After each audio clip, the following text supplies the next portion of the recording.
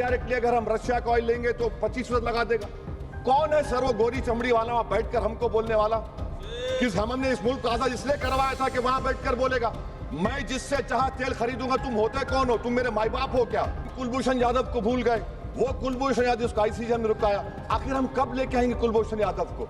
वजीर आजम इजराइल को जा रहे हैं, मैं उनसे ये मुतालबा करता हूं कि वो गाजा को जाए, 15 मिनट जाकर देखें, 60,000 फलस्तीनियों खत्म कर दिया गया और नेतन्याहू पर आईसीजे का अरेस्ट वारंट है, आईसीसी का, और आईसीजे में केस चल रहा है। सर बहुत शुक्रिया चेयरमैन साहब, मैं इस बजट की मुखालिफत में खड़ा हुआ हूं क्योंकि ये अहम मुद्दों पर इंसाफ नहीं करता।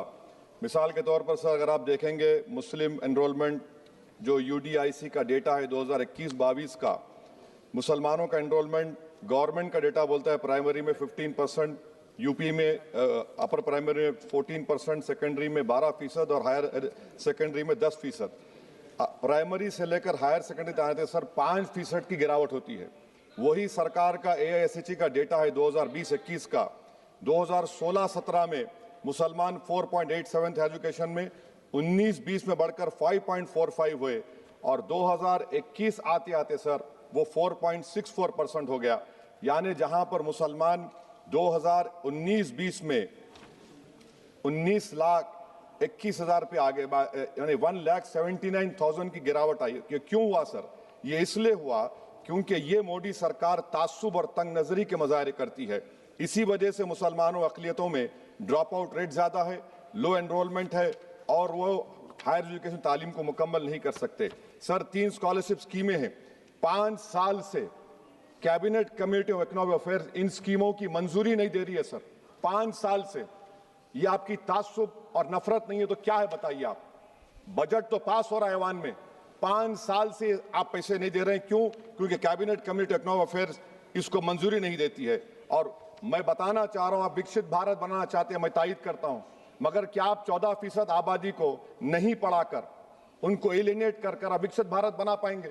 विकसित भारत उसी वक्त बनेगा सर जब मुसलमान समाजी, इक्तिसादी, तालीमी और माशी तौर पर ताकतवर होंगे। मगर अफसोस के साथ कहना पड़ा, सच्चाई है कि सरकार नहीं चाहती ये हो। सर मैं इस हुकूमत से पूछना चाह रहा हूं कि यूनिट कॉस्ट स्कॉलरशिप का 2007 और 8 से रिवाइज नहीं हुआ क्योंकि जो तालीम का कॉस्ट है उससे मैच नहीं कर रहा है। आप 3 स्कॉलरशिप को डिमांड ड्रिवन नहीं कर रहे हैं। 11 साल से आप 10 स्कॉलरशिप नहीं बढ़ाए, वही नंबर ला के रख दिए। मैं डिमांड ड्रिवन करने का मुतालबा करता हूं। सर प्री मैट्रिक स्कॉलरशिप को क्यों 9th और 10th से शुरू किया था?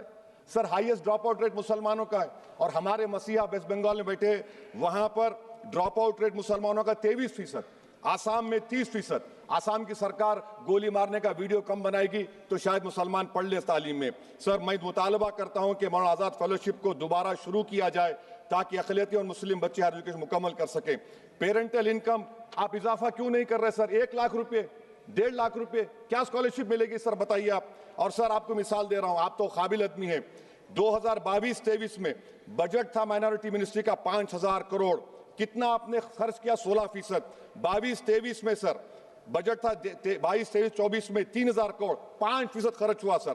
24-25 में बजट था 3,180 करोड़, 22% खर्च हुआ सर।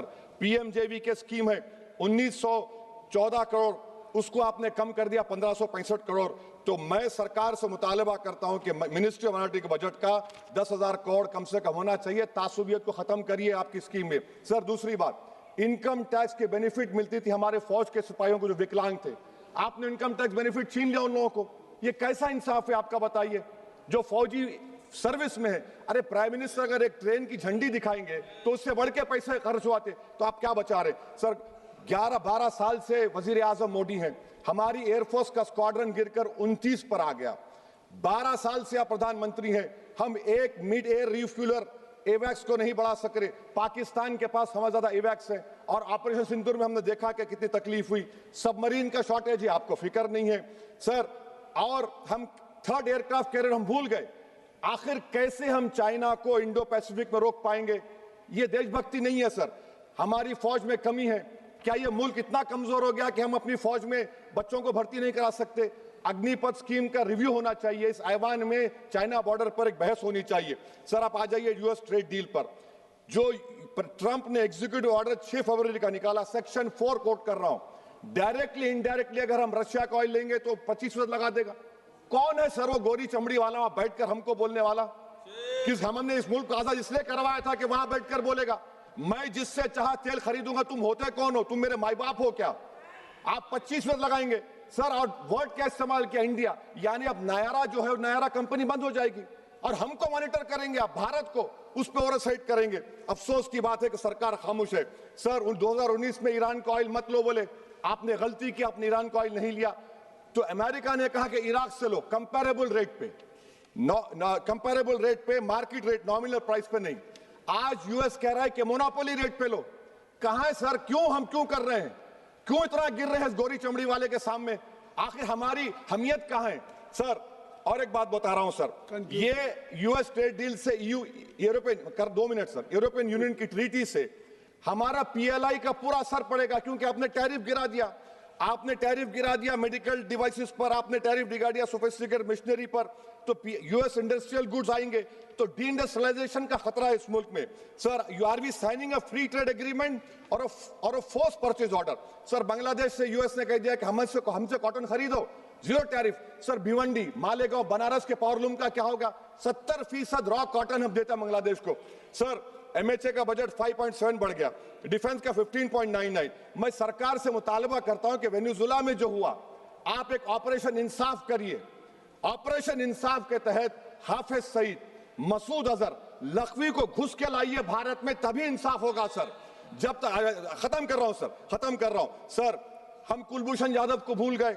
वो कुलभूषण यादव उसको आईसीजे में रुकाया। आखिर हम कब लेके आएंगे कुलभूषण यादव को? वजीर आजम इजराइल को जा रहे हैं, मैं उनसे ये मुतालबा करता हूं कि वो गाजा को जाएं, 15 मिनट जाकर देखें, 60,000 फलस्तीनियों खत्म कर दिया गया। और नेतन्याहू पर आईसीजे का अरेस्ट वारंट है, आईसीसी का, और आईसीजे में केस चल रहा है सर। तो मैं आपसे मुतालबा करता हूं कि वजीर आजम गाजा के बारे में देखें।